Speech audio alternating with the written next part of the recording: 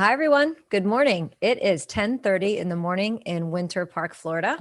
It's 7:30 in the morning in San Diego, California, where my guest is coming from today. And my name is Adriana Linares. I'm your host here at LawTech Connect. I'm a legal technology trainer and consultant. I have the pleasure of working with and chatting with a lot of very cool lawyers. You can learn more about me at lawtechpartners.com. But today we're going to learn about Phil Stackhouse. Hey, Phil. Hi, Adriana. How are you? I'm great. Thanks so much for getting up so early. 7:30. Well, when I'm out in California, I have to get up at the crack to do this too. So I get it. But you're an early riser, I think, because you've got that military background. Tell us a little bit about you and your history, just the basics, because I'm going to dive in a little deeper. Don't give it all away. I won't give it all away. So I'm a retired Marine. I was an enlisted Marine for about 9 years and an infantry officer after I got commissioned. And probably 4 or 5 years after that, I became a lawyer. I guess 6 or 7 years after that, I became a lawyer and did that for my last 7 or so years. And I've been retired since 2006. And as a military lawyer on active duty, I did almost all criminal prosecution, and I've been doing that since I retired in 2006. Did you go into the military thinking I'll become a lawyer someday, or was there something during your military career that sparked your interest in that? So in high school, you have those high school books where you're going to be in 20 years, and in the high school book, I actually said I was going to be a lawyer, but I didn't go in the Marines with any intent of staying more than 4 years, quite frankly. And then 4 years turned into 8, turned into 22, and Wow. and I retired. Yeah. And did the military help pay for your law degree? So they didn't help pay for my law degree, but they gave me the time off to be able to go to law school. So I paid some. I have still have student law debt or student loan debt, but they gave me the 3 years off to go to law school, and they did That's pretty the same cool. thing. Yeah, they did the same thing for the second half of my undergraduate degree as well. Where And did you go to law school? I went to law school at Western New England University, Cool. and they also gave me. I got an advanced law degree in LLM, and that one I went to the Army Judge Advocate Legal Center and School, and that I didn't have to pay for, and they gave me the year to do that as well. So very lucky in all those regards. I think this is one of the most interesting areas of law I've ever met someone doing. And I was not even exposed to military litigation or military law until I started spending a lot of time and working in San Diego, where I say this all the time, right? I've got 26 years in this profession. As remember, I'm not a lawyer, so I've always worked at supporting lawyers in their practices. And I will always say that most legal communities, cities, towns are the same, right? Like Orlando, Nashville, Chicago, like how can they be very, very different? Until I got to San Diego.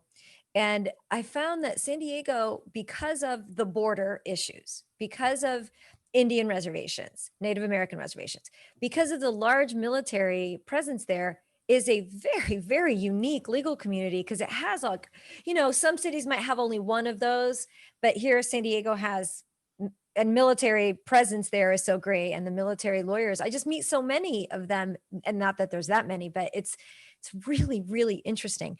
So tell us, for those people who don't know anything about the difference in practicing in a civil practice versus a military practice, what it's like. You have different courts. Are there different laws? What's a military judge? Were you a military judge?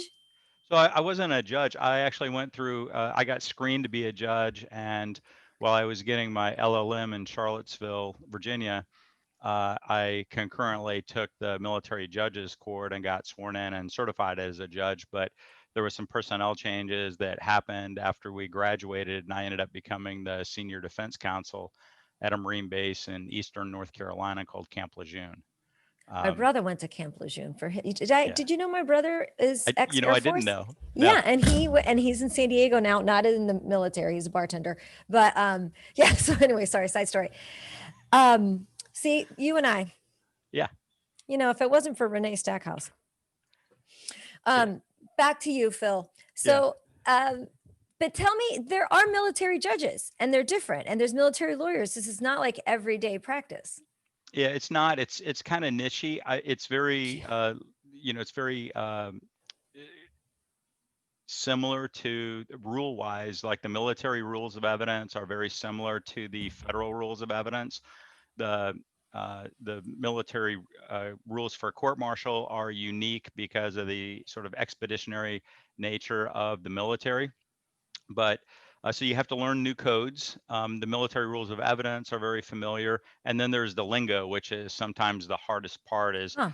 both being familiar with the military and knowing what's right and what's wrong and what the lingo is, so that you maintain credibility with the people that you're speaking to. So there's really the legal part of it and the military part of it that you really need to have to kind of tie them all together. You got to Um, marry them. That's so yeah, interesting. yeah. Can you be a military lawyer and not have been in the not have served in the military, or is that a requisite? No, you can. I don't know that I know of any that practice in that area predominantly. There are some practitioners, civilian practitioners who weren't judge advocates in the military, and maybe they were enlisted and got out and went to college and law school, or they were officers and then later got out and went to law school and came back in, and so they have that military side of it, and now they're working the legal side of it. And the law is under Title 10 of the United States Code, where if you're practicing in federal criminal court, it's under Title 18 of the U.S. Code. But again, it's federal in nature, so you need to be, and the way the sort of entry into the bar works is, if you're licensed to practice anywhere in the United States, then Hmm. you can practice in a military court. And again, I mean, most of the people that are civilians that practice in military courts are former military folks. So let me just make sure I've got my story straight. You served in the military, got to understand how military infrastructure works. Go to law school. You don't learn about military law in law school. Yeah. That wasn't like a path you were able to take, but did you know that's what you were going to end up doing? Military litigation and law when you were in law school, right? Yeah, so I mean, I Okay. was I was on active duty in the Marine Corps when I went to law school, and I Huh. was going to be on active duty in the Marine Corps when I got out of law school. So I knew I was going to be practicing, military law in some capacity. And so, they have a military justice folks that are judges and prosecutors and defense attorneys, and they have operational law folks that advise commanders and of all sorts and all four branches. Um, and then there's maybe legal assistance folks and administrative law folks, and then there's contracting, as you can imagine, in the military, Right. environmental law in the military, employment law in the There's military. There's everything. everything. Yeah. Everything. And what about internationally? I think I seem to recall that you have had international cases where the incidents occurred internationally. And then where do those cases get held? How do you get to do that? Well, I guess the first part is when you're a civilian and you're representing somebody in the military. The military service member, they have a right to a civilian attorney, but it's no expense to the government. So they have to pay for their civilian attorneys, and in addition to that, they get a military attorney assigned to them as well. Huh. So yeah, and we can practice anywhere in the world. So we've done cases in Japan. We've done a fully contested trial in the middle of Afghanistan. Oh We've my God. gone over to do pretrial hearings in sort of the mountains of Afghanistan and in a tent. Oh my gosh. It's really everywhere. We do quite a few cases in Japan because there's a lot of Marines and sailors, and that's kind of the pull that my Marine Corps service gives is mostly to Navy and Marine Corps, and plus San Diego is almost all Navy and Marine Corps as well. Yeah, I was going to ask you that. If somebody came along from the army and wanted you to represent them, could you? All day. I mean, we All we day. fly up to Amazing. uh, Joint Base Lewis McChord and do Army cases there. Fort Irwin Army Base is here in Southern California, so we do cases there quite often. Yeah, we do cases for all four branches and the Coast Guard as well. I mean, we have Coast Guard clients who are being prosecuted under Title 10, and we do those cases as well. So the military justice side of our practice is very diverse. All branches of the military, anywhere in the world. And tell me, how about judges? How do you become a military judge? Are you a civilian judge first, or is it just like the same path that you have taken, which is you work your way up. Yeah, it's really the same path. So I'm more familiar with the Navy Marine Corps side, but I think all branches kind of do it the same. If you want to be a judge, you submit an application and you're screened by what's called the Judicial Screening Board. And there'll be a panel of lawyers who review all of the applicants and see what billets need to be filled. And some of those are by location, some of them are by rank, because somebody needs to be the senior judge. And so they'll go through and they'll pick out of those applicants those that are the most qualified, and those folks become a judge. And the Army is sort of the I guess the teachers of military judges. So they Hmm. convene a course in the spring every year in Charlottesville, Virginia. All branches send their prospective judges or returning judges to, I think it's a 2-week course. It might be a 3-week course. It's been a long time since I went. It was like 2004 when I went, but I think it's a 2 or 3-week course. And once you finish that course, you get sworn in as a judge and you get sent out to your respective duty station. And usually Military that's court. military courts, and usually that's Wow. a 2-year, or excuse me, a 3-year tour. And once you leave that, you might go out and be, a legal advisor to some commanding general, or an operational law attorney, or maybe you'll go to headquarters and be a policy lawyer. Could be It's anything. just a whole nother layer of the profession that is not even known. I mean, obviously, to me, to you, it's different, but it's so interesting. I had a question. Oh, so obviously in the civilian world, there's bar associations and there's um, interest groups for lawyers, and they get together and they learn and they teach each other and share stories and exchange references. So you've mentioned that there's this course for judges, and then I know that there was some training that you did some time ago for the Department of the Air Force, which I guess what I'm getting at is there similar worlds to associations and training and conferences, and how do you learn about technology if you're in this layer of the profession? Yeah, so it's it is similar in some aspects, but dissimilar in others. I mean, you might have they may have conferences for the more senior folks of all branches, but most of the time, those conferences are intra-service. So it's only going to be the senior folks from the Marine Corps, senior folks from the Navy, senior folks from the Army, senior folks from the Air Force, senior folks from the Coast Guard, and they'll go out, commingle and do things, and then come back and spread the word to the people that they work with back at their home station. Mm, I don't know how many active duty lawyers there are, but I'm sure each branch has several hundred. But there's not wow. a real bar association that Yeah. is robust like the San Diego County Bar Association, wherein my wife Renee is the incoming president. Uh, Woo-hoo. and but it's not a tight, close knit community like that, and it's really not for the civilian practitioners either. But we do send emails out. There was somebody that sent an email out in the not too distant, few days ago, I guess, that was asking about, filing motions to quash in federal court on a military subpoena, and everybody kind of, goes back. I think Helps. probably the probably the most collegial bar association we have is on Facebook. Oh, Yeah, seriously, a military bar association or Marine Corps bar association that has people from all the branches in it, but there's like 300 members of that or 400 members of that. So so it's not like the civilian community for sure. I mean, but you can certainly participate in the civilian Absolutely. community like Yeah. you do. So you get probably a lot of input and ideas from both sides. So, silly question. I mean, this is seriously a silly question, but law is pretty serious and courtrooms are pretty serious. And every once in a while, when there's like a laugh or something funny, it kind of gets out. Maybe there'll be a meme or be a story about it. I can't imagine there's ever a good giggle in a military court. All the time there is.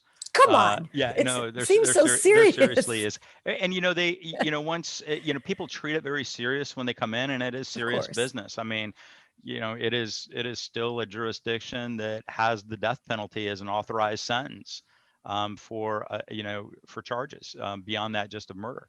And so it's very serious. But I mean, people are human as well. Yeah. Well, And that's what I was hoping you would say, yeah, that and there's some human that comes yeah, out. a lot of times, the they call them members, but when the jury comes in, they're very, very serious and very stoic looking, and it eyebrows furrowed, which is Yes. kind of my natural resting face, it seems like.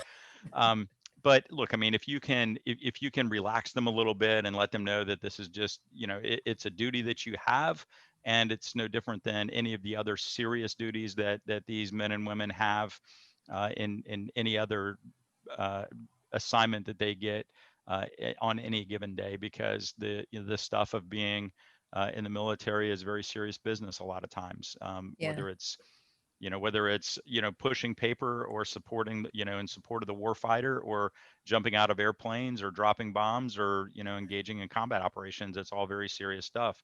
So but they are human, and connecting them with them with story is the most important thing that we do. And who are the jury? I hadn't thought about that. Military members? They're all military members. If Uh-huh. you're enlisted, you can have up to 1/3 enlisted members on your jury. Otherwise, it's all officers, but they're hand selected by the officer that is sending you to the court martial. So it's a little weird in that aspect. A Hmm. lot of I people was that gonna are, say, do they get a postcard that says you've got jury duty yeah, or they're ordered to jury duty by their commanding wow. officer or commanding general. It's very unique in that way, and everybody is always, raised eyebrows if you haven't heard that before and you work Sure. in the legal community. That, hey, I'm going to go out and select you and you and you and you. You're going to go sit on the jury of this person that I think committed a crime.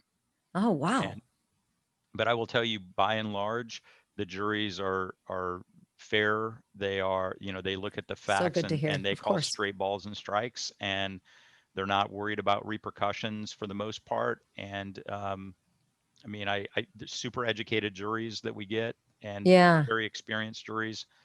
So that's, they're hand selected. That's where they come That's from. amazing. Um, I had a question about that. Now I forgot what it was. We were talking about the juries. Oh, damn it. It'll come back to me in a second. Yeah. Um, what about as far as technology in the military courts? What's this look like? I would feel like they would be properly funded so that maybe there would be some advanced technology. Am I living a dream? It's really ebbed and flowed over the years, but today, I mean, if we just talk about today, Yeah. we finished a court, a very serious court last month, and in the courtroom where we were practicing, it's probably a 70-inch TV affixed to the wall, and then another TV over on the side that's probably 60 plus inches. There's computer screens in between each of the jurors, and there is banks at the table to be able to hook in your laptops or iPads or whatever you need. So being able to present um, evidence, and they have the digital Elmos, really Yeah. just about everything that you need. But I will tell you, it's gone from humping in your own, projector and screen to that. So right That's now, awesome. the technology in the courtroom is very, very good. They've been using an IBM program called Watson Hmm. in the Marine Corps to transcribe transcripts and such. They're moving to another that is a cloud-based system with some AI that does the transcriptions. So I think the technology is pretty good. Several years ago, the Marine Corps anyway moved their warrant officers in the legal community to really, the administrative law officers, to really be the technology gurus, and I think that they really embodied that and have done a really good job. Did they go digital and remote during this never ending COVID crisis? Or Yeah, you were still traveling a lot? so I still travel a lot, but the active duty military folks, it kind of ebbed and flowed by what base they were on and what branch they Mm, were in, and for the most part, for the most part, the military legal community anyway, as far as what the individual gets to work with, is almost embarrassing. I mean, it's old laptops with limited capabilities, and they're uh-huh. very worried about viruses, which is responsible to be worried about. Totally. um, but as when COVID hit and they really wanted to keep people sort of dispersed, working from home and things like that, they kind of opened up the systems a little bit more so that they could use Wi-Fi, and then they got them like the pucks that they could connect Wi-Fi at Yeah. home and be able to do Huh. some more remote stuff that I think hopefully they won't go back away from. But yeah, so they kind of dispersed everybody. We've done at least 2 trials, maybe 3 trials since COVID, and several in-person hearings with juries. And I think, for the most part, they try to comply with CDC guidelines and masks and, Sure. or 6 feet. They try to sanitize the rooms and sanitize the witness box in between witnesses as best they can. But the wheels of military justice continue grinding. So Yes. where a lot of places have shut down trials, they haven't as much in the military. That's amazing. I remember what I was going to ask you earlier. It seems to me in the normal legal community, everybody kind of knows each other, even if it's a federal practice or, even then. So my question was going to be, do y'all kind of know each other, or because it's very global and maybe there's different types of cases and different rankings of the officers or uh, the soldiers? Um, do y'all know each other, or do you sometimes hear that your opposing counsel is and you go, well, who the hell is that? Yeah, I mean, the longer I've been retired, the more who is that, that happens. So, I mean, I'll just say, sort of tied in, the military practitioners that travel worldwide is, I guess a sort of a smaller cell. And then, branching out, there are a bunch of civilian military practitioners who homestead. They don't travel for cases Hmm. anywhere. So, if they live in North Carolina and they get a call from somebody in California, they're not going to take the case because they're not going to travel. So there are sort of those that kind of stay right around a particular base, and then and that's kind of the civilian practitioners. And then you just kind of see a bunch of new attorneys that are, sort of in their first 4 or 5 years, that are sort of the line prosecutors and line defense counsel. Sort of second and third tour are the more senior ones. And so, most of those, we know through, Yeah. one way or another. And then we teach quite a bit. Renee and I both do. And so Yeah. for about 10 years, I taught at the Army JAG School, an advanced trial advocacy course. So I would meet people from all 4 branches in that way. And then Renee and I both teach at Trial Lawyers College, and the military will send people to Trial Lawyers College to learn additional advocacy skills. And so we meet people through that. And then other than that, it's really just trying a lot of cases in different jurisdictions. And so we meet people and work with Yeah. people in that way. I love that you and your lovely wife, Renee, who's also a lawyer and also practices in military law as well as a lot of civil. I love that you all give back a lot by teaching as much as you do. Why is that important to you? Well, I think the biggest piece for me is when you're a young military man or woman, and you get in trouble. Usually it's the first time you've been in any real trouble, and you go to the defense services office or the trial defense service office or the area defense counsel office to meet your lawyer for the first time, and maybe you're in real trouble and the case is going to go to trial. A lot of these folks that they're going to meet with are out of law school, maybe 2 or 3 or 4 years at the most. And those are sort of your average prosecutors, average defense attorneys. And so when that happens, I mean, you could be facing rape charges, drug distribution charges, murder charges, and your lawyer may be amazing. I mean, maybe a great advocate, maybe a great order, maybe just a great storyteller, would do great in the courtroom, but experience means something, and you just don't have the breadth of experience of life, quite Yeah. frankly.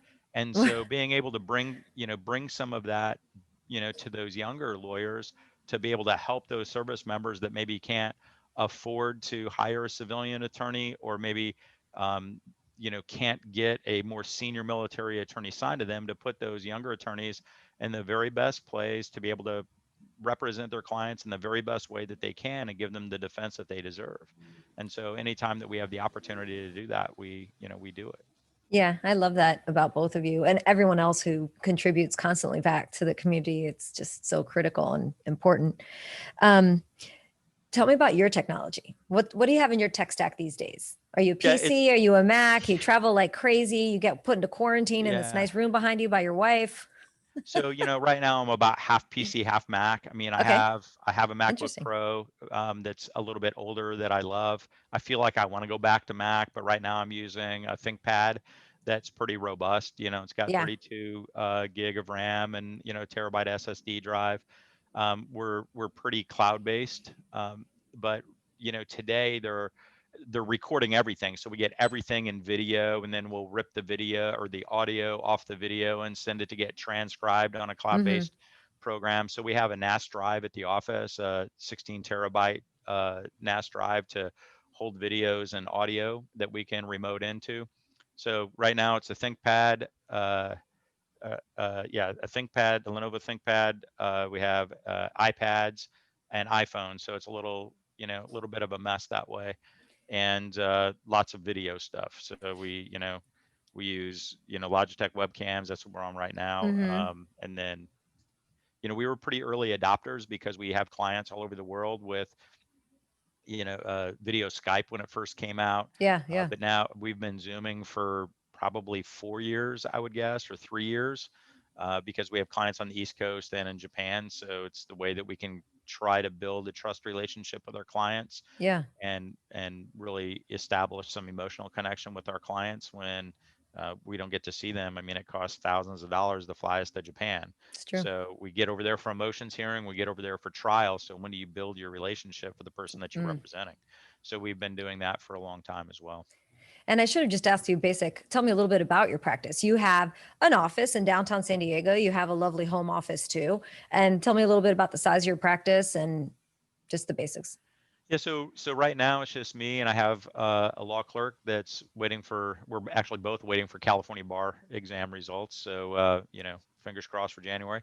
and Awesome. uh, Good and luck, then everyone. if we have some overflow that become sometimes we get into very complex, complicated cases, and we'll ask Renee to come in and work with us on a case, and then we have some other people that we've just been friends with for 15, 20 years that are military justice colleagues, and we'll bring them in to assist where we need help. But yeah, we have a very nice office that's downtown, home office here, and then anywhere we can hump a backpack to, Yeah. we have another office, and we have small printers, big printers, everything that we need, a bunch of different pucks to have Wi-Fi wherever we are.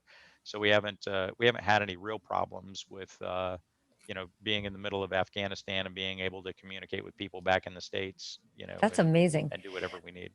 We only have a few minutes left, and I wish we had a lot more, but I do want to Yeah. ask you, tell us about the types of cases that you get. If there's a young lawyer or someone in the military thinking about going to law school and then doing what you do, what types of cases do you have? What's so interesting about them? What's so different? Or maybe they're not different, because you mentioned, Yeah. unfortunately, a lot of the same types of crimes that civilian lawyers practice. Murder. I know you've had Yeah. several murder cases. And so give us a little bit about what it's like being a military lawyer. Yeah, so our practice is really about, probably three-quarters military justice, which is defending military members that are accused of crimes in the military system. And then, the rest of it is we do security clearance work, people who are being denied or security clearances or having their security clearances revoked. We help people get their discharges upgraded if they had adverse discharges or if they need their records corrected, things like Mm, that. So that's sort of the other piece, and then a hodgepodge of small things that come up. We advise some personal injury lawyers in litigation. We do federal criminal defense in Wyoming and Colorado and DC. So those kind of things. The military law cases, though, I mean, they vary from anything. Somebody gets caught smoking weed, it's a crime in the military, to premeditated murder charges. What a unbelievable. lot of times they'll get labeled as war crimes, but I mean, really, it's an allegation that somebody killed somebody. It just happened in a combat zone. So Hmm. we've had several of those cases. We represent quite a few people that are in the special operations community, special forces, Navy SEALs, Marine Raiders, and a lot of times they're involved in cases that are where they're making judgment calls on the battlefield, and they're being second guessed from 15,000 miles away or 10,000 miles away from the comfort of time and air conditioning and sleep, where the operator is in the hills of Afghanistan making a decision on no sleep and very arduous conditions and split second decision making. So we It's represent amazing. quite a few people that are engaged in those kind of allegations. So it's, it's very, very interesting. It is. Yeah. I love it. Phil, thank you so much for getting up early Totally. this morning, spending some time with me. Everyone can learn more about you at militarydefender.com, That's right. right? Yep. And is that also your Twitter handle? I think our Twitter handle is Military No. Defender without the E, Yeah, because it I was think too you're many. right. It was too many letters. Well, thank you so much, Phil. I really appreciate it. And I look forward to seeing you soon. Please give Renee and Gabe a hug and a kiss for me. And I very much appreciate your time. It's an absolutely fascinating area of law. And thank you for sharing it with us. Anytime. It was fun talking to you. Same, always. Bye bye.